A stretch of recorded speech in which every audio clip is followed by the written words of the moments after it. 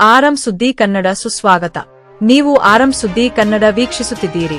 ಧರ್ಮಸ್ಥಳ ಪ್ರಕರಣಕ್ಕೆ ಸಂಬಂಧಿಸಿದಂತೆ ಕಾಗವಾಡ ಶಾಸಕ ರಾಜು ಕಾಗೆ ಪ್ರತಿಕ್ರಿಯಿಸಿ ಇದನ್ನು ಪಿತೂರಿ ಎಂದು ಕರೆದಿದ್ದಾರೆ. ಧರ್ಮಸ್ಥಳವು ದೇಶದಲ್ಲಿ ಸನಾತನ ಧರ್ಮದ ನಂಬಿಕೆಯ ಕೇಂದ್ರವಾಗಿದೆ ಎಂದು ಅವರು ಹೇಳಿದ್ದಾರೆ.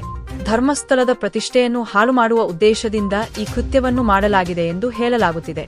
ವಿಶೇಷ ತನಿಖಾ ತಂಡ ತನಿಖೆಯನ್ನು ತೀವ್ರಗೊಳಿಸಿದ್ದು, ಕಾನೂನಿನ ಪ್ರಕಾರ ತಪ್ಪು ಮಾಡಿದವರಿಗೆ ಖಂಡಿತವಾಗಿಯೂ ಶಿಕ್ಷೆಯಾಗುತ್ತದೆ. ಬಗ್ಗೆ ನನಗೆ ಏನೂ ಮಾಹಿತಿ ಇಲ್ಲ.